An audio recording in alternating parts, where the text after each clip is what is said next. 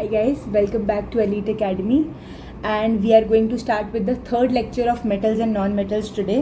तो पहले तो डिस्कस कर लेते हैं as we do in every class कि हमें आज पढ़ना क्या क्या है, राइट?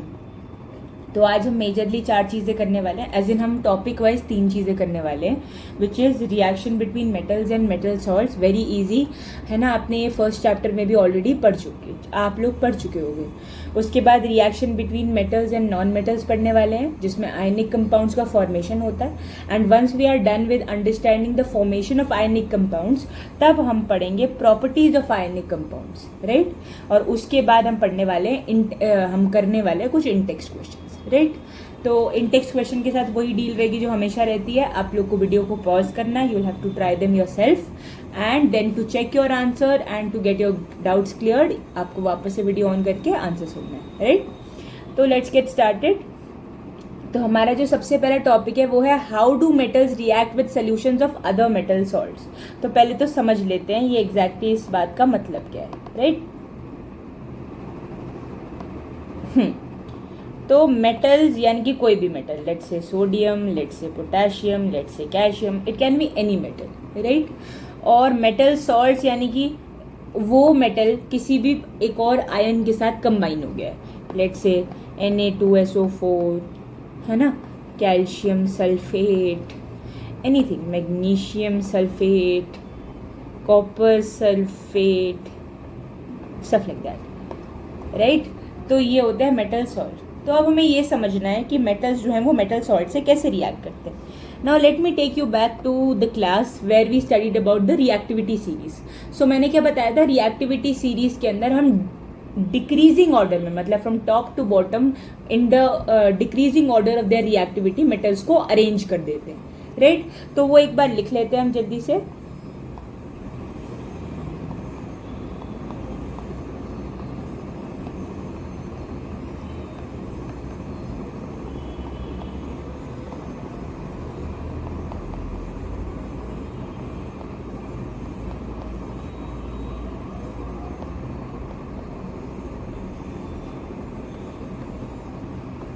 तो ये है हमारी रिएक्टिविटी सीरीज, राइट?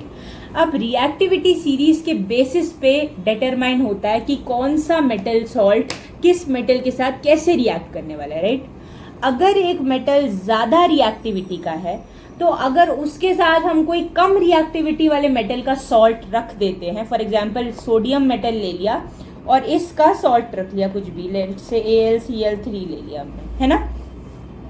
अब क्योंकि सोडियम ज़्यादा रिएक्टिव है तो वो एल्यूमिनियम को डिस्प्लेस कर देगा, मतलब रिमूव कर देगा इसके सॉल्ट में से, और इंस्टेड खुद सोडियम आके अब क्लोरीन के साथ एक सॉल्ट बना लेगा, leading to the formation of sodium chloride.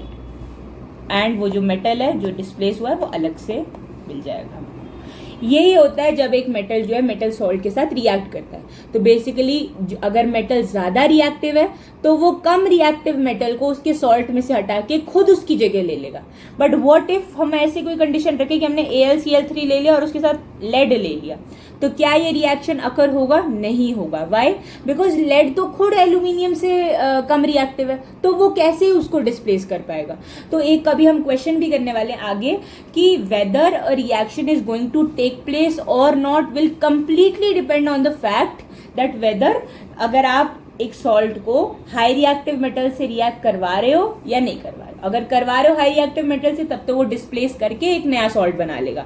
But अगर लो रिएक्टिव मेटल से रिएक्ट करवाना चाह रहे हो तो वो रिएक्ट नहीं करेगा, क्योंकि रिएक्शन में होना क्या है? डिस्प्लेस करना. और जिसके पास खुद ही इतनी रिएक्टिविटी नहीं है, वो कैसे ही किसी हाई रिएक्टिव मेटल को उसी के सॉल्ट में से डिस्प्लेस कर लेगा, राइट? तो अब कुछ एग्जाम्पल्स पढ़ लेते हैं इसके. बहुत ही आसान सा था ये रिएक्शन. तो सबसे पहले तो वही लिख लेते हैं जो हमने अभी लिखा है, AlCl3, सोडियम हाई रिएक्टिव. हमेशा जो रिएक्टिविटी सीरीज है ना, इसको अपने पेज के साइड में हमेशा बना के रखा करो and keep on comparing it, right? कभी कभार you might mess up with the entire order. तो इसीलिए in order to be sure about everything, just make the reactivity series at the side so that आप एक बार हर बार tally कर पाओ. और ये क्या है? salt of a low reactive metal. तो होगा क्या, because sodium is more reactive it will displace aluminium, let's write displace aluminium from its salt solution and it will form NaCl plus. Got it.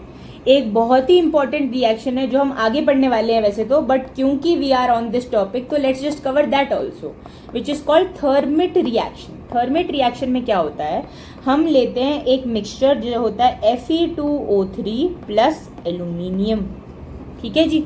अब हमें पता है based on the reactivity series कि aluminium जो है वो iron से, sorry not zinc, one second, iron से ऊपर है इन द रिएक्टिविटी सीरीज, मतलब aluminium is more reactive as compare to iron, right. तो अब aluminium has a tendency to displace iron from its salt, तो क्या करेगा, अब एल्यूमिनियम बना लेगा Al2O3 प्लस Fe, तो आयरन जो है वो डिस्प्लेस हो गया और एल्यूमिनियम ने आयरन की जगह ले ली उसी के सॉल्ट के अंदर। ये रिएक्शन बहुत ज़्यादा कमर्शियली इंपॉर्टेंट होती है। क्यों कमर्शियली इंपॉर्टेंट है, पहले तो इसके बारे में समझ लेते हैं थोड़ा। ये जो है, जो रिएक्टेंट साइड पे आपको दिख रहा है, इसको हम बोलते हैं thermite mixture. This reaction is highly exothermic, मतलब बहुत ज्यादा हीट जो है वो रिलीज होती है, करेक्ट। उसके अलावा अब होगा क्या ना, जैसे ही आयरन जो है इस पर्टिकुलर मतलब आयरन जो है वो डिस्प्लेस होगा, तो क्योंकि बहुत ज़्यादा हीट, मतलब लगभग 2500 डिग्री सेल्सियस की जितनी हीट यहाँ पे इवॉल्व होती है, तो वो हीट की वजह से ये जो आयरन है ना ये भी मेल्ट हो जाता है because of the excessive heat that is produced during the entire course of reaction। तो इससे क्या होगा, आयरन मेल्ट्स। इसीलिए इस पर्टिकुलर रिएक्शन को we use in order to repair the cracks between the railway tracks. तो रेलवे ट्रैक्स में कभी कभार क्या हो जाते हैं, क्रैक्स आ जाते हैं। यहाँ पे मान लो, वन सेकेंड, ओहो पूरा ही रब होगा ये, anyways you get my point right, कि मान लो यहाँ पे एक क्रैक है, तो इसको रिपेयर करने के लिए हम थर्मिट मिक्सचर को यूज करते हैं। कैसे, हम एक मेटल का कंटेनर लेते हैं जिसका नाम होता है क्रूसिबल, इसके अंदर हम डाल देते हैं थर्मिट मिक्सचर को, जो कि मैंने अभी आपको बताया क्या होता है, Fe2O3 प्लस एल्यूमिनियम होता है। जैसे ही अब आप इसको हीट करना स्टार्ट करोगे तो बहुत ही ज़्यादा रिएक्शन तेज़ी से हो जाएगा, और जो आयरन है वो मेल्ट, यहाँ पे थोड़ी सी जगह रहती है, तो जो मेल्टेड आयरन है या फिर मोल्टन आयरन है वो इस क्रैक के अंदर भर जाएगा and it will repair the entire crack, ठीक है जी। तो इसीलिए थर्मिट मिक्सचर जो है बहुत ही इंपॉर्टेंट यूटिलिटी रखता है। इसके अलावा कभी अगर मशीन के कोई पार्ट्स जो हैं वो भी वेयर एंड टेयर की वजह से टूट जाए, कुछ हो जाए, तो उसको भी रिपेयर करने के लिए we can opt for thermite reaction. तो as you must have understood by now कि थर्मिट रिएक्शन जो है वो बहुत ही ज्यादा कमर्शियली इंपॉर्टेंट रिएक्शन है, कमर्शियली इंपॉर्टेंट है, राइट। चलो आगे बढ़ जाते। एक ये चीज आपके बुक में दे रखी है, एक डायग्राम दिया जिसके अंदर 2 टेस्ट ट्यूब्स लिए हुए हैं। एक टेस्ट ट्यूब के अंदर तो ले लिया है कॉपर सल्फेट, और उसके अंदर अभी अभी हमने डाल दिए एक iron nail. Iron is Fe, copper is CuSO4 SO4। अब लिख लेते हैं, मतलब इनके बीच में अब ऑब्वियसली एक रिएक्शन होने वाला है, तो Fe प्लस CuSO4। और दूसरे वाले ये सेम टेस्ट ट्यूब है, मतलब इसी टेस्ट ट्यूब को हम लेटर ऑन ऑब्जर्व कर रहे हैं, तो हम देख रहे हैं ये और जो टेस्ट ट्यूब है ये कलरलेस हो चुका है, राइट। तो इसका सारा कलर जा चुका है। वाई दैट हैज हैपेंड, अब हम वो समझते हैं। Exactly because of the reason जो हम अभी तक पढ़ते आ रहे हैं। तो पहले रिएक्टिविटी सीरीज पे चले जाते हैं। कौन कौन से 2 चीजें मेटल्स है जो हम देख रहे हैं अभी, एक तो है आयरन और एक है कॉपर। तो क्या आप देख पा रहे हो कि आयरन जो है वो ज्यादा रिएक्टिव है एज कंपेयर टू कॉपर। इसका मतलब naturally iron is going to displace copper from its salt solution, that is copper sulphate. Copper sulphate का जो कलर होता है दैट इज ब्लू, राइट. तो अब now that copper has displaced, now that iron has displaced copper, अब क्या बन जाएगा, फेरस सल्फेट बन जाएगा along with copper metal. तो copper sulfate which was blue in color or which was imparting the blue color to the solution is no longer available in the solution, जिसकी वजह से ये entire solution is going to become colorless, hence proving the fact that a reaction has taken place, and this reaction is what we call a displacement reaction. Displacement reactions are exothermic. As we already studied about thermic reaction, हमें पता लग ही गया कि जो thermic reaction था उसमें तो कुछ ज़्यादा ही हीट इवॉल्व हो रही थी, 2500 डिग्री सेल्सियस तक की हीट, जिससे आयरन तक मेल्ट हो गया, राइट. बट ऑब्वियसली हर रिएक्शन में इतनी हीट नहीं इवॉल्व होगा, तो मैग्नीट्यूड लेस होगा, but heat is going to evolve. ठीक है, तो ये चीज हम याद रखेंगे. तो this was all about the reaction between a metal and a metal salt. Now let's try on some questions to get to know better. So ये हमारे क्वेश्चंस हैं. ये एनसीईआरटी का एक इंटेक्स्ट क्वेश्चन है.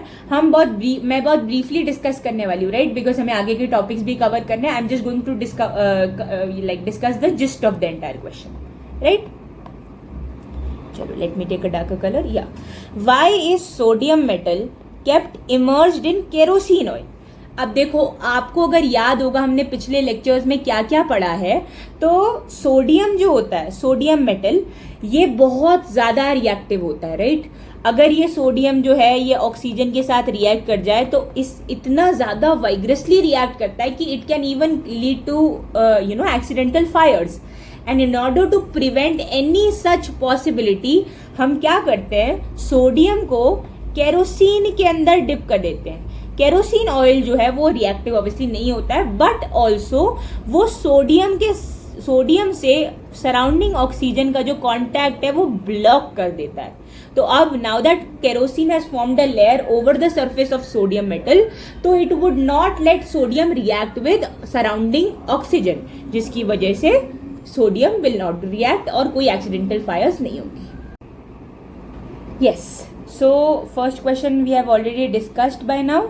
अब हम सेकेंड क्वेश्चन डिस्कस करने वाले हैं. That is the reaction of iron with steam. Steam is essentially water in the form of vapour, right. So that means हमें लिखना है reaction of iron with water. जब भी आयरन जो है वो वाटर से रिएक्ट करेगा तो it forms an oxide along with the liberation of hydrogen gas.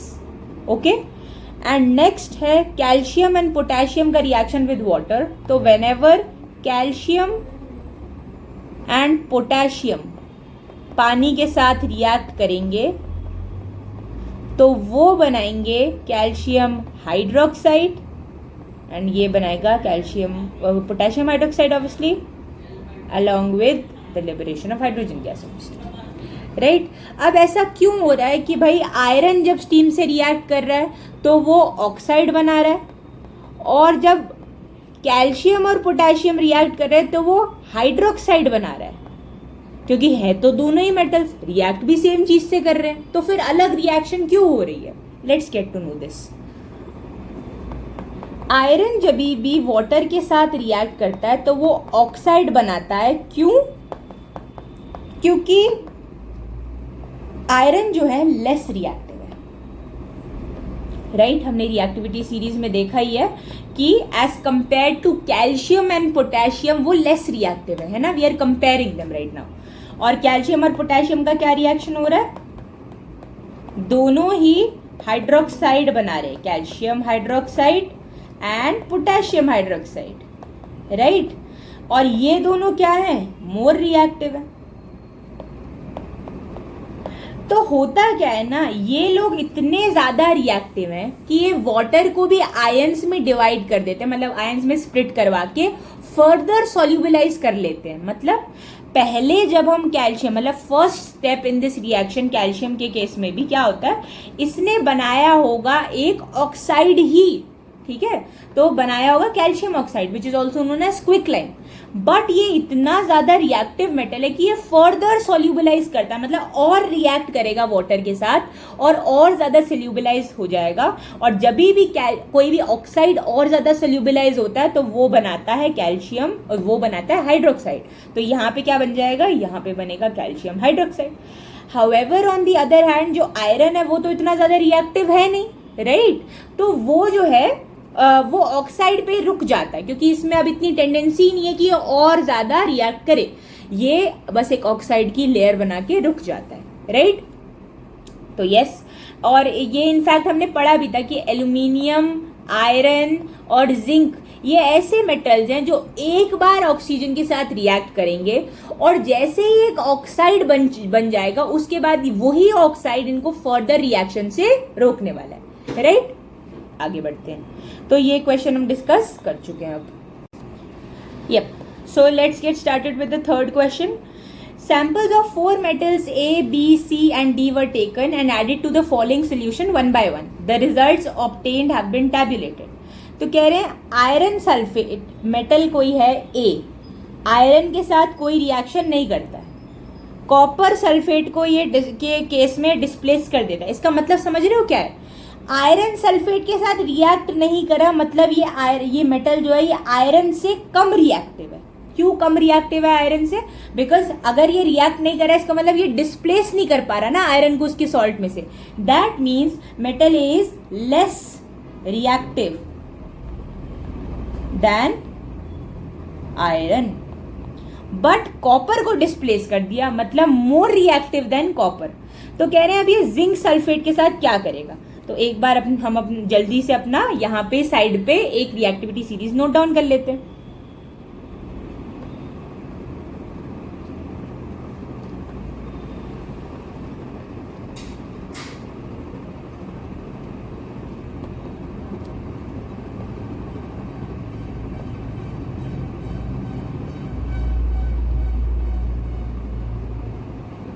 तो ये है हमारी reactivity series, right? So now that we have written the entire reactivity series, अब हम डिटरमाइन कर सकते हैं कि अब जिंक सल्फेट के साथ ये रिएक्ट करने वाला है या नहीं करने वाला है। तो अभी इन्होंने क्या बोला कि आयरन सल्फेट के साथ कोई रिएक्शन नहीं किया, मतलब आयरन से नीचे का है वो मेटल, राइट? ये तो क्लियर है क्योंकि आयरन को डिस्प्लेस नहीं कर पा रहा, मतलब उससे लेस रिएक्टिव है। कॉपर को डिस्प्लेस कर दिया है, मतलब कॉपर से ऊपर वाला कोई मेटल है, मतलब इनमें से कोई है, राइट? जिंक सल्फेट के साथ रिएक्ट करेगा या नहीं करेगा? जिंक जो है इनमें से कोई एक मेटल होना चाहिए, बट जिंक तो आयरन के भी ऊपर है, और अगर ये आयरन को ही नहीं कर पा रहे डिस्प्लेस तो जिंक को तो बिल्कुल नहीं कर पाएंगे। तो नो रिएक्शन, इधर भी no reaction. Silver nitrate, silver क्या है? नीचे है, दिस इज सिल्वर, तो ठीक है भाई, सिल्वर से तो ये काफी ऊपर है तो रिएक्ट कर लेंगे, ओके? आयरन सल्फेट को डिस्प्लेस कर देंगे, ये मेटल बी की बात कर रहे हैं अब कि आयरन को डिस्प्लेस कर रहा है, मतलब आयरन के ऊपर वाला कोई मेटल होगा। अब कॉपर सल्फेट को अगर आयरन के ऊपर वाला है तो ऑब्वियसली कॉपर को तो कर ही लेगा क्योंकि कॉपर तो आयरन से भी काफी नीचे, तो डिस्प्लेसमेंट यहाँ पे भी होगा। समझ रहे हो ना हम क्या कर रहे हैं? Based on the reactivity series हम मेटल्स को डिटरमाइन कर रहे हैं कि हाँ भाई ये मेटल अगर इससे ऊपर है तो हाँ ये इसको डिस्प्लेस करेगा, और अगर मेटल नीचे वाला है मतलब लेस रिएक्टिव है तो वो डिस्प्लेस नहीं कर पाएगा, राइट? अब सिल्वर नाइट्रेट ऑब्वियसली अगर वो जिंक के भी आयरन के भी ऊपर है तो सिल्वर तो और नीचे है तो उसके साथ भी रिएक्ट कर लेगा और डिस्प्लेस कर देगा। बाकी जो दो मेटल्स हैं उनका सब कुछ इन्होंने ऑलरेडी फिल कर दिया। Use the table above to answer the following questions about metal A, B, C and D. Which is the most reactive metal? सबसे ज्यादा रिएक्टिव मेटल कौन सा है? सी और डी रिएक्ट ही नहीं कर रहे हैं, ए भी रिएक्ट नहीं कर रहा, मतलब आयरन आउट ऑफ ये सारे गिवन जो भी हमारे पास कंपाउंड्स है, आयरन जो है इसके साथ सिर्फ एक ही इसको डिस्प्लेस कर पा रहा है, कॉपर तो बहुत ही नीचे है, तो इसको अगर कोई डिस्प्लेस कर भी ले रहा है डजंट मीन कि वो बहुत रिएक्टिव है। जिंक सल्फेट के साथ कोई भी रिएक्ट नहीं कर रहा है, मतलब वो जो भी वो मेटल है वो जिंक को डिस्प्लेस नहीं कर सकता है। और सिल्वर नाइट्रेट के साथ डिस्प्लेसमेंट हो भी रहा है कईयों का और नहीं भी हो रहा है। तो एनीवेज हम आयरन सल्फेट के रिएक्शंस के बेसिस पे ये बोल सकते हैं कि जो मेटल बी है वो सबसे ज़्यादा रिएक्टिव है, क्योंकि वो डिस्प्लेसमेंट कर दे रहा है in most cases except for zinc sulphate. However बाकी केसेस में अगर आप देखोगे तो बहुत जगहों पर रिएक्शन नहीं हो पा रहा है, समझ रहे हो। तो मेटल बी जो है वो मोस्ट रिएक्टिव मेटल है, क्योंकि वो मोस्ट केसेस में डिस्प्लेस कर दे रहा है, मतलब वो मोस्ट मेटल से ऊपर है रिएक्टिविटी सीरीज के अंदर। What would you observe if B is added to a solution of copper sulfate? अगर B को हम कॉपर सल्फेट के सोल्यूशन में डाल रहे हैं तो जैसे मान लो मेटल B है प्लस कॉपर सल्फेट है, तो B क्योंकि ज्यादा रिएक्टिव है कॉपर से, as we have already determined that before, तो B कॉपर को डिस्प्लेस कर देगा उसके सॉल्ट सोल्यूशन से और अपने आप को उसकी जगह पे इंसर्ट करेगा, forming BSO4 plus copper metal अलग से रिलीज हो जाएगा। तो what would you observe if B is added to a solution of copper sulphate? It will displace it, displacement will occur. समझ गए? आगे बढ़ जाते हैं। Arrange the metals A B C D in the order of decreasing reactivity. ठीक है, तो मतलब सबसे आगे हमें लिखना है इंक्रीजिंग रिएक्टिविटी वाला, और as we move on further तो रिएक्टिविटी डिक्रीज होनी चाहिए, राइट। तो एक बार देख लेते हैं। जिंक सल्फेट के साथ कोई रिएक्ट नहीं कर रहा तो इसको हम कंसिडरेशन में नहीं लेंगे। अब अगर आप ध्यान से देखो, मेटल डी जो है वो किसी को भी डिस्प्लेस नहीं कर पा रहा है, मतलब वो हाईली अनरिएक्टिव है। तो मेटल डी को तो सबसे लास्ट में रख लेते हैं, इसको मैं यहां पे लिख रही हूं, right. Metal D at the end, उसके बाद उससे ज्यादा रिएक्टिव कौन होगा? यहां पे भी इस वाले में जो मेटल सी है इसने 3 में रिएक्शन नहीं किया बट एक को डिस्प्लेस कर दिया, तो मेटल सी उससे ऊपर होएगा। अब इसके आगे मतलब इससे ज्यादा रिएक्टिव क्या होगा? अगर आप मेटल बी को देखो तो 1 2 3 जगह पे ऑब्वियसली, और ये तो हमने बोल भी दिया कि ये तो सबसे ज्यादा रिएक्टिव है, तो मेटल बी को सबसे आगे रख दो, तो बचा क्या? ए बच गया। तो this is the order of reactivity, order of reactivity. Clear है? आगे बढ़ जाते हैं। Which gas is produce when dilute hydrochloric acid is added to a reactive metal? कोई भी रिएक्टिव मेटल ले लेते हैं। देखो हमने ऑलरेडी एक रिएक्शन पढ़ा है, metal plus acid gives salt plus hydrogen. So yes, हमने ये रिएक्शन ऑलरेडी पढ़ रखा है, metal plus acid gives salt plus hydrogen. तो अब अपन क्या करने वाले हैं, एक एग्जाम्पल ले लेते हैं। अगर कोई भी रिएक्टिव मेटल है, लेट्स से सोडियम, और वो रिएक्ट करेगा with sulphuric acid as already mentioned, तो क्या बनेगा? सॉल्ट बन जाएगा Na2SO4 प्लस हाइड्रोजन गैस का लिबरेशन होगा। तो whenever a metal reacts with an acid, hydrogen gas will be liberated. तो लिख देते हैं यहाँ पे, hydrogen gas is liberated. What would you observe when zinc is added to iron sulphate? करके देख लेते हैं।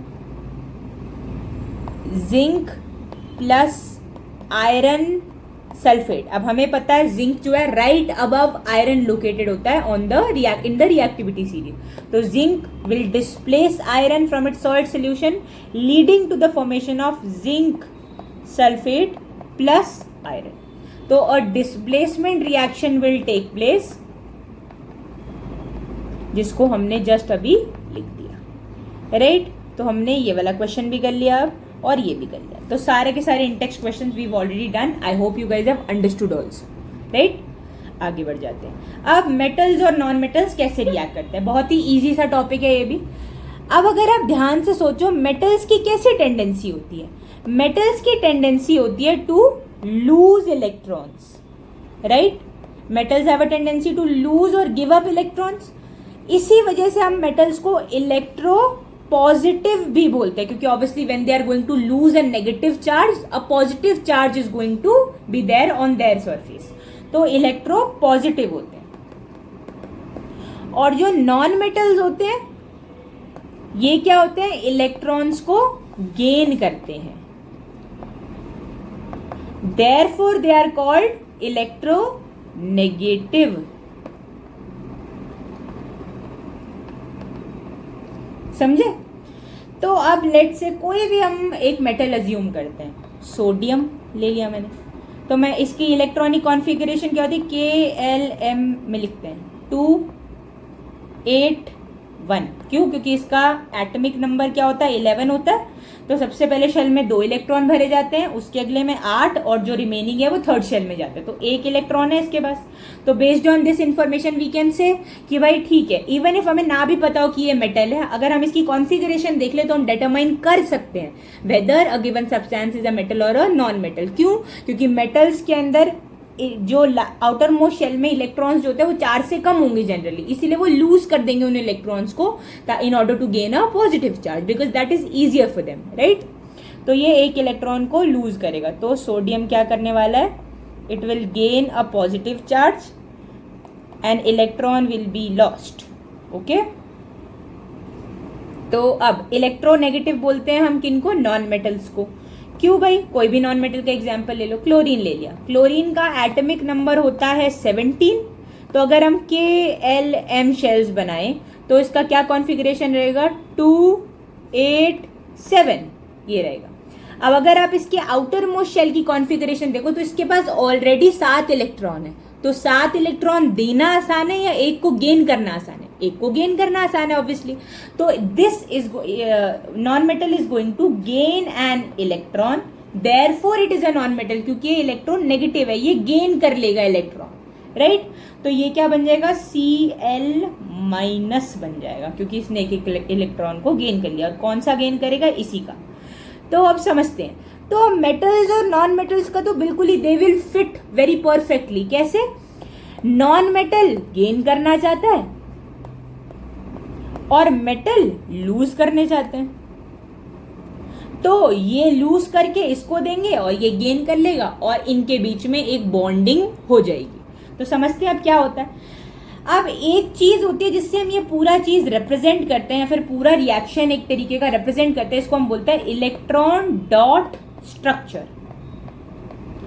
इलेक्ट्रॉन डॉट स्ट्रक्चर में क्या होता है, जैसे मान लो ये सोडियम है, तो जितने भी इलेक्ट्रॉन सोडियम के आउटर मोस्ट शेल में थे ना, आपको उनको रिप्रेजेंट करना है बाय यूजिंग एनी सिंबल, ठीक है।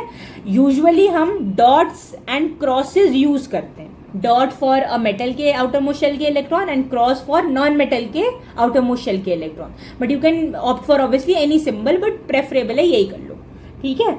तो अब इसके सोडियम के आउटर मोस्ट शेल में कितने इलेक्ट्रॉन्स है, 1 इलेक्ट्रॉन है, तो हम एक डॉट बना देंगे इधर to represent that sodium has 1 electron in its outermost shell. और यही अगर हम बात करें क्लोरीन की, तो इसके आउटर मोस्ट शेल में कितने इलेक्ट्रॉन होंगे, 1 2 3 4 5 6 7 इलेक्ट्रॉन्स। तो हमने 7 क्रॉसेस बना दिए।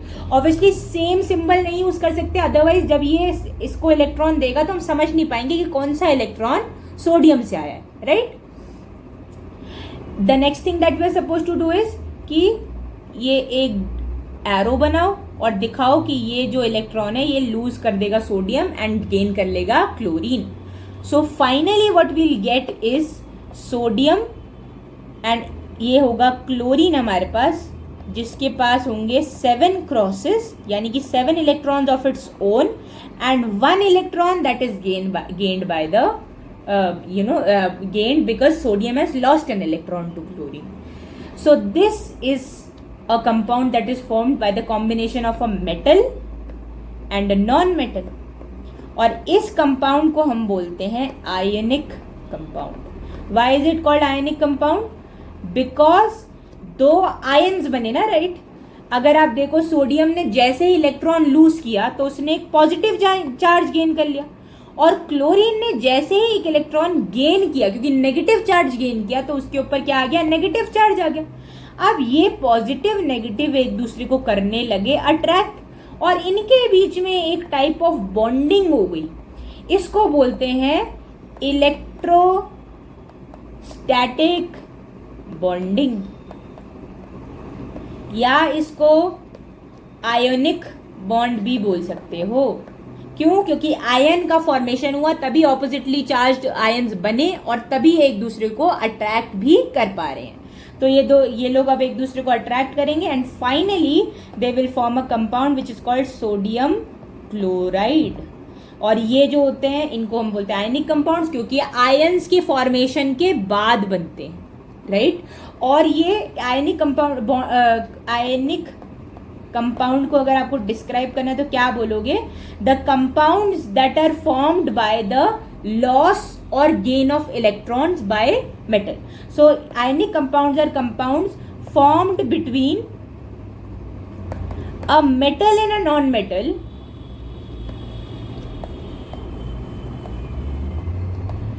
Due to the formation of ions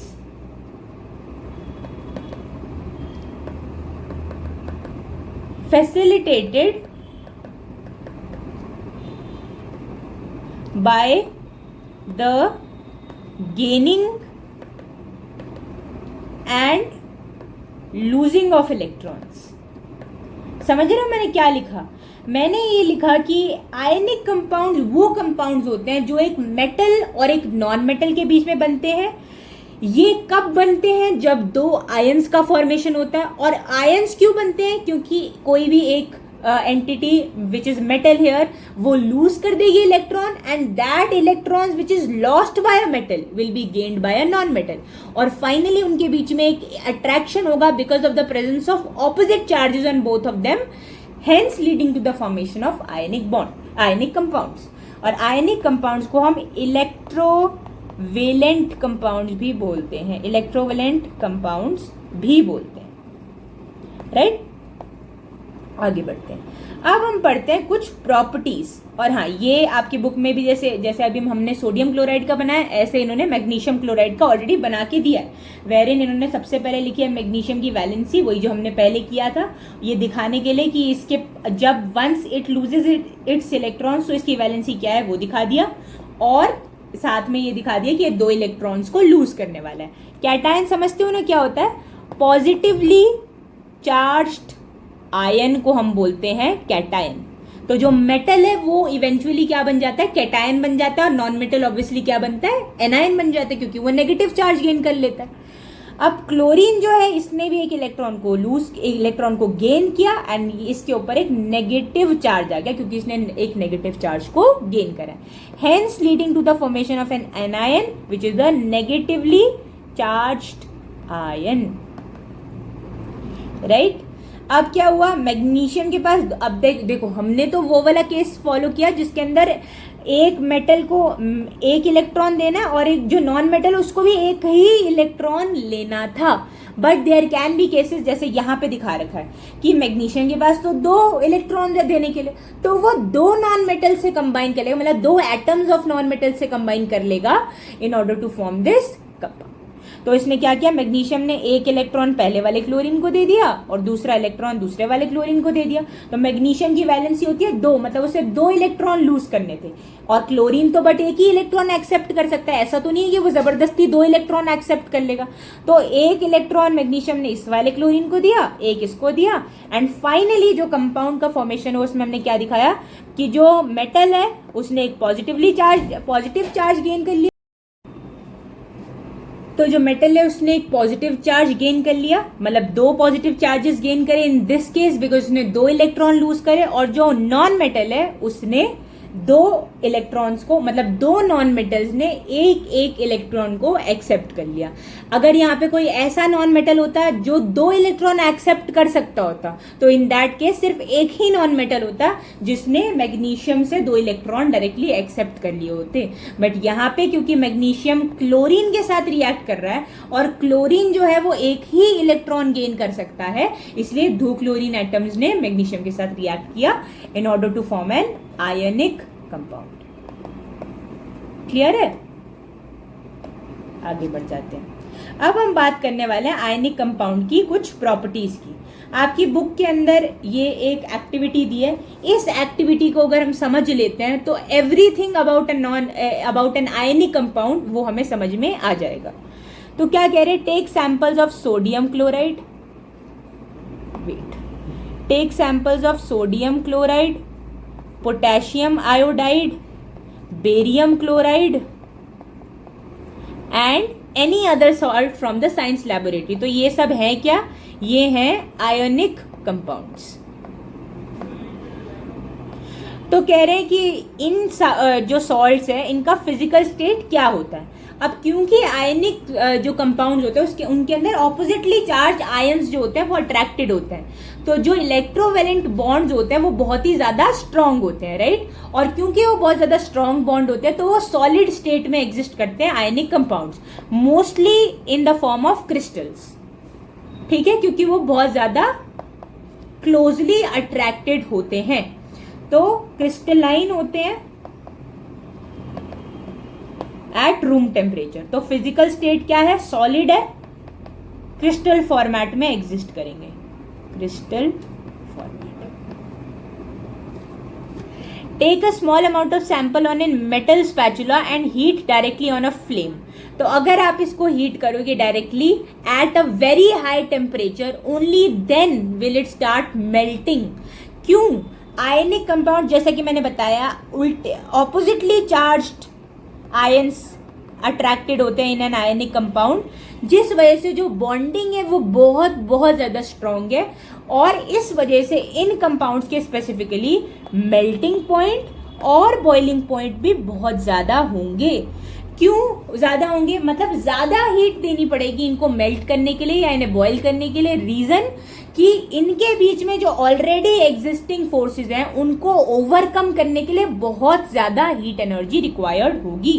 तो इसीलिए अगर आप इन्हें हीट करोगे, बट ओनली अगर आप इनको एक हाई टेम्परेचर मतलब सिग्निफिकेंटली हाई टेम्परेचर पे हीट करोगे तब जाके ये थोड़ा बहुत मेल्ट कर सकते हैं। क्यों, क्योंकि इनके मेल्टिंग पॉइंट और बॉइलिंग पॉइंट बहुत ज्यादा है। तो अभी तक हमने क्या क्या पढ़ा इनकी प्रॉपर्टीज के बारे में, सॉलिड फॉर्म में होते हैं क्योंकि फोर्सेज ऑफ अट्रैक्शन बहुत ज्यादा है, बिकॉज ऑपोजिटली चार्ज एटम्स जो हैं वो एक दूसरे को अट्रैक्ट कर रहे हैं, इस वजह से फोर्स ऑफ अट्रैक्शन बहुत ज्यादा है। तो ये सॉलिड फॉर्म में एग्जिस्ट करते हैं, क्रिस्टल फॉर्म में एग्जिस्ट करेंगे इनफैक्ट। और अगर इनको हीट किया जाए तो बहुत हाई टेम्परेचर पे जाकर ही ये मेल्ट करेंगे, बिकॉज इनके मेल्टिंग और बॉइलिंग पॉइंट बहुत ज्यादा होते हैं। रीजन बीइंग कि इनके बीच की जो हाई फोर्सेस ऑफ अट्रैक्शन है उनको ओवरकम करने के लिए बहुत ज्यादा हीट एनर्जी देनी पड़ती है। तो कह रहे हैं इसके बाद, what did you observe? Did the samples impart any color to the flame? Now ये एक important चीज है। अब ये जो सैंपल्स हैं इनको हीट करोगे ना तो एक कलर देंगे, ये मतलब एक colour will be shown while they are burning. अब वो कलर कहाँ से आया एग्जैक्टली? कलर आता है ड्यू टू मेटल का आयन। जब वो एकदम आप उनको हीट करे जा रहे हो तो finally you will get a metallic ion, right. तो जो मेटालिक आयन है, लेट्स से सोडियम है हमारा मेटल और उसका जो आयन है, इसके इलेक्ट्रॉन्स जो है ना, हमने क्या पढ़ा हुआ है, हमने पहले भी पढ़ा है कि हीट करने से काइनेटिक एनर्जी जो है वो बढ़ती है। तो सोडियम के जो इलेक्ट्रॉन्स हैं उनकी काइनेटिक एनर्जी बढ़ जाएगी। वाई? क्योंकि हम इनको हीट कर रहे हैं, और क्योंकि ये इलेक्ट्रॉन्स, इसको बोलते हैं इलेक्ट्रॉन्स का एक्साइटेशन, क्योंकि उनको बहुत ज्यादा हीट मिल चुकी है तो उनकी एनर्जी बहुत बढ़ गई है। तो क्योंकि इलेक्ट्रॉन बहुत ज्यादा एक्साइटेड है तो वो चाहेंगे, मतलब they will have a tendency, for example अगर एक इलेक्ट्रॉन इधर है तो वो इधर ऊपर वाले शेल्स में जाने की कोशिश करेगा, मतलब राइज करने की कोशिश करेगा अपनी स्टेट से, in order to use that energy जो उसके पास अब आ चुकी है, समझे। तो ये वहां जाएगा, बट ये जो चेंज होता है, मतलब इलेक्ट्रॉन का जो एक्साइटेशन होता है ये बहुत शॉर्ट लिव्ड होता है। मतलब एक जैसे आप हीट करो तो तुरंत ऐसा ही एक्साइट करेगा और बाहर वाले ऊपर वाले शेल में जाएगा, but at the same time थोड़े ही टाइम रुक के ये वापस आने की टेंडेंसी रखेगा, क्योंकि वो एनर्जी जो है अब ये यूटिलाइज ऑलरेडी कर चुका है। तो जितनी भी एनर्जी अब इस इलेक्ट्रॉन के पास आई है ये वापस से उसे रिलीज कर देगा। पहले इसने अब्सॉर्ब करी एनर्जी जो भी फ्लेम थी उससे, और एक्साइट होके ऊपर जाने की कोशिश करी।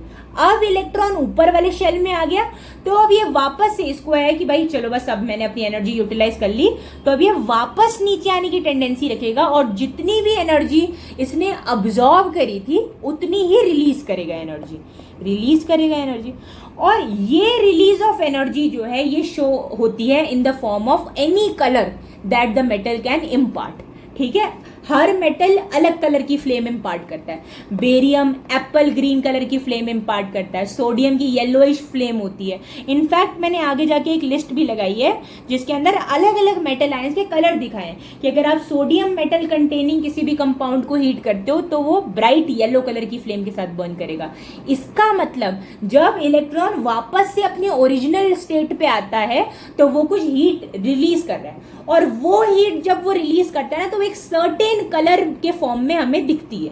अब हर मेटल की अलग अलग टेंडेंसी होती है, अलग अलग वेवलेंथ में वो अपनी एनर्जी रिलीज करेगा। इतना ज्यादा डिटेल में मत जाओ कि वेवलेंथ क्या है एंड ऑल दैट, बस ये समझो जब वो अपनी एनर्जी को रिलीज करेगा, when it comes back to its original position, तब वो जो है एक स्पेसिफिक कलर इम्पार्ट करेगा टू द फ्लेम, और वो हर मेटल के आयन के लिए अलग अलग होता है, राइट, डिपेंडिंग कि उसने किस रेंज में जो एनर्जी है वो छोड़ी है।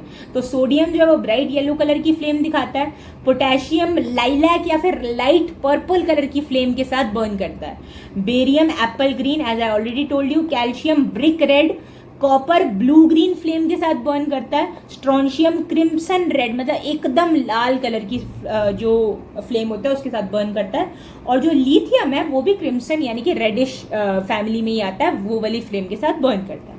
तो क्या हमें समझ में आया कि आयनिक कंपाउंड्स की एक और टेंडेंसी क्या है, जब भी हम उनको हीट करेंगे तो they will impart a specific colour to the flame, and this particular property is due to the presence of the metallic ion. ठीक है, अगर कोई पूछ ले कि मेटल आयन की वजह से कलर आता है या नॉन मेटल आयन की वजह से, तो आपको बोलना है मेटल आयन की वजह से आता है। और क्यों आता है, जब मेटल आयन को एनर्जी मिली वो एक्साइट होकर ऊपर वाले शेल में चला गया, और जब वो वहां पे पहुंचा तो वो वापस से नीचे आने लग गया, और जब वो वापस आया तो ऑब्वियसली सारी की सारी एनर्जी जो उसने पहले अब्सॉर्ब करी थी अब वो रिलीज करेगा, और जब वो एनर्जी वो रिलीज करता है तो एक स्पेसिफिक कलर वो फ्लेम को इम्पार्ट कर देता है। समझ गए, बहुत इंपॉर्टेंट कॉन्सेप्ट था। आई hope you guys have understood this. अब कह रहे हैं कि अब आपने ये जो सैंपल को मेल्ट करने का ट्राई किया इतनी ज्यादा हीट देके, अब आप इसको वाटर में डालो, पेट्रोल में डालो और केरोसिन में डालो, और ये चेक करो कि क्या ये सोल्यूबल है उसमें। अब आयनिक कंपाउंड्स ना पोलर होते हैं। पोलर का मतलब क्या होता है, जिसके ऊपर कुछ चार्ज एग्जिस्ट करता है, सोडियम और क्लोराइड, Na+Cl-। तो जब भी एक पर्टिकुलर कंपाउंड के अंदर कोई चार्ज प्रेजेंट हो ना, पोल्स बने। पोल्स क्या होते हैं, ऊपर नीचे, पॉजिटिव नेगेटिव, ये पोल्स हैं। तो अगर इसमें दो ऑपोजिट चार्जेस या दो चार्जेस प्रेजेंट है फॉर दैट मैटर, तो हम इसे पोलर बोल सकते हैं। तो केमिस्ट्री का एक रूल होता है कि लाइक डिसॉल्व्स लाइक, मतलब ये खुद पोलर है तो ये डिसॉल्व भी मतलब सॉल्यूबल भी उन्हीं सॉल्वेंट्स के अंदर होगा जो खुद पोलर होंगे, मतलब उनके अंदर भी अलग अलग चार्जेस एग्जिस्ट करते हों। अब पेट्रोल और केरोसिन के अंदर ऐसे कोई चार्जेस एग्जिस्ट नहीं करते हैं, मतलब ये पोलर नहीं है। इन्हें हम ऑर्गेनिक सॉल्वेंट्स बोलते हैं या फिर नॉन पोलर सॉल्वेंट्स बोलते हैं। तो एज आई ऑलरेडी मेंशन कि लाइक डिसॉल्व्स लाइक, मतलब पोलर है तो पोलर में डिसॉल्व करेगा, नॉन पोलर है तो नॉन पोलर सॉल्वेंट में डिसॉल्व करेगा या फिर सोल्यूबल होगा। तो ये तो पोलर है, तो ये पेट्रोल और केरोसिन के अंदर डिसॉल्व नहीं कर सकता क्योंकि वो नॉन पोलर है। तो वो किस में डिसॉल्व करेगा, any polar solvent. For example water जो है, water can break into its ions, मतलब वो चार्जेस दिखाएगा, जब ब्रेक करेगा तो आयंस की फॉर्म में तो ब्रेक करेगा, राइट। तो H+O2-, तो हो गए ना दो चार्जेस। तो ये क्या है, ये एक पोलर सॉल्वेंट है, और क्योंकि आयनिक कंपाउंड भी पोलर है तो वो वाटर में ही सोल्यूबल होगा। क्या ये बात क्लियर है? आगे बढ़ जाते हैं। तो अभी तक देख रहे हो हमने इस एक्टिविटी से कितनी सारी इसकी जनरल प्रॉपर्टीज भी पढ़ ली है। अभी एक बार ये एक्टिविटी खत्म करते हैं, एक और प्रॉपर्टी पढ़ेंगे and then we'll summarise all the properties of the ionic compound that we have just studied. तो कह रहे हैं एक सर्किट बनाना है अब हमको, इलेक्ट्रोड्स लगाने हैं और इनमें से किसी भी या सारे सोल्यूशन ले लो, किसी भी एक सोल्यूशन का आप सॉल्ट बनाओ और उसके अंदर इलेक्ट्रोड्स लगाओ और एक सर्किट कंप्लीट करो सच दैट इलेक्ट्रिसिटी उसमें से फ्लो हो पाए। तो चेक करो कि वो सर्किट के अंदर जो बल्ब है वो लाइट अप करेगा या नहीं करेगा। जब आप ऐसा करोगे तो the bulb is going to light up, testimonising to the fact कि ionic compounds can conduct electricity, but there is a catch there as well. Ionic compound जैसा कि मैंने आपको ऑलरेडी बोला कि सॉलिड होते हैं या फिर क्रिस्टलाइन होते हैं एट रूम टेम्परेचर, ठीक है जी। और इलेक्ट्रिसिटी फ्लो करवाने के लिए प्री रिक्विजिट क्या होता है कि आयंस का फ्लो होना चाहिए, बट सॉलिड फॉर्म में तो आयंस का फ्लो नहीं हो सकता, राइट। तो इसीलिए हमें इनको पहले एक्वस सोल्यूशन में डालना पड़ता है या फिर इनका एक्वस सोल्यूशन बनाना पड़ता है। क्यों बनाना पड़ता है? क्योंकि जब जैसे ही हम सॉलिड को मिक्स करेंगे वाटर में तो वो एक एक्वस सोल्यूशन बनेगा और एक्वस सोल्यूशन में कोई भी कंपाउंड अपने आयंस में स्प्लिट कर सकता है। जैसे ही ये आयंस में स्प्लिट करेगा आयंस का फ्लो होना स्टार्ट हो जाएगा और इलेक्ट्रिसिटी कंडक्ट कर देगा और बल्ब विल ग्लो। बट अगर आप ये सोच रहे हो कि हम सॉलिड फॉर्म में रख दें किसी आयनिक कंपाउंड को और फिर ये सोचे कि चलो भाई अब देखते हैं कि ये क्या कहते हैं इलेक्ट्रिसिटी कंडक्ट करेगा या नहीं करेगा, तो वो नहीं कर पाएगा क्योंकि आयंस का फ्लो ही नहीं होगा सॉलिड फॉर्म में। तो हमें ये ध्यान रखना है कि आयनिक कंपाउंड्स मोल्टन स्टेट में इलेक्ट्रिसिटी कंडक्ट करते हैं बट सॉलिड स्टेट में इलेक्ट्रिसिटी को बिल्कुल भी कंडक्ट नहीं कर सकते, राइट। ये याद रखना है। और इसी के साथ ये सारी की पूरी एक्टिविटी खत्म होती है और हम सारी की सारी प्रॉपर्टीज जो हमने अभी अभी समझी है उनको लिख लेते हैं। Properties of ionic compounds. सबसे पहली चीज हमने क्या पढ़ी कि वो क्या होते हैं, सॉलिड स्लैश क्रिस्टलाइन होते हैं। ऐसा क्यों? क्योंकि फोर्सेस ऑफ अट्रैक्शन बहुत ज्यादा है, बिकॉज ऑपोजिट चार्जेस प्रेजेंट है। Forces of attraction are very high. उसके बाद एक बार ये क्वेश्चन को हम आगे कर लेते हैं, ये भी हम डिस्कस करेंगे and then we'll end the class, right. उसके बाद हमने क्या पढ़ा कि इनको हीट करेंगे तो इनके मेल्टिंग पॉइंट, बॉइलिंग पॉइंट बहुत हाई होते हैं, मतलब इनको मेल्ट करने में बहुत टाइम और बहुत हीट लगेगी क्योंकि बहुत ज़्यादा एनर्जी है इनके बीच में, मतलब बहुत ज़्यादा फोर्स ऑफ अट्रैक्शन है, तो उसको ओवरकम करने के लिए बहुत हीट देनी पड़ जाएगी इनको। उसके अलावा आयनिक कंपाउंड जब भी बर्न करते हैं एक स्पेसिफिक कलर इम्पार्ट करते हैं to the flame, impart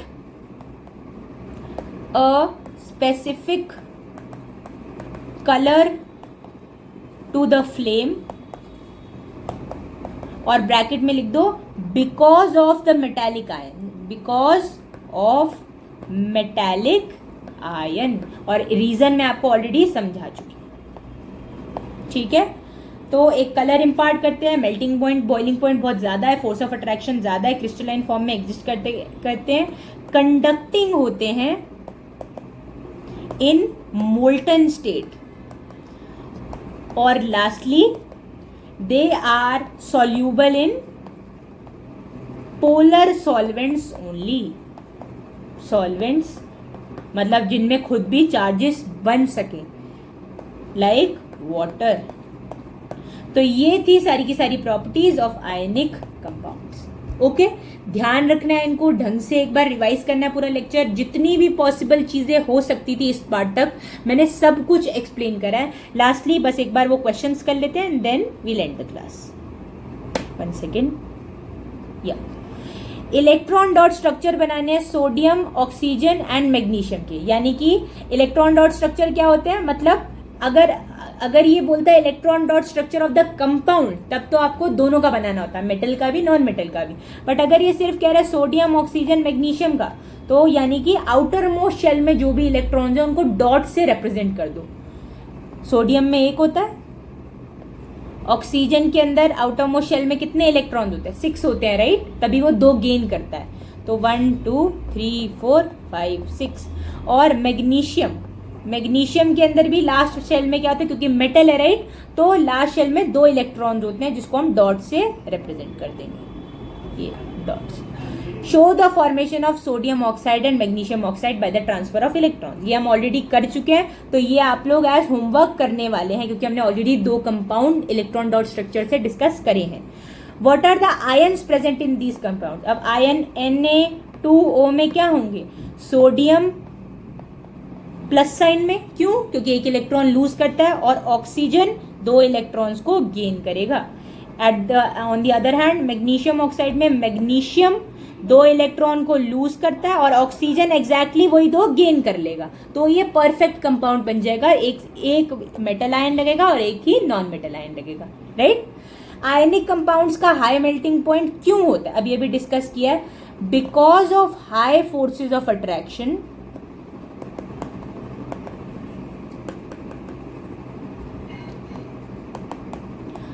a lot of heat is required, a lot of heat is required to overcome the strong bonding, and इसी के साथ हमने आयनिक कंपाउंड्स तक सब कुछ पढ़ लिया है। Now we are only left with one part of this chapter which is metallurgy, यानी कि extraction of metals along with corrosion, बहुत ही छोटा सा पार्ट है वो, ठीक है, वो पढ़ने वाले हैं। तो इसी के साथ ये लेक्चर को हम एंड करते हैं।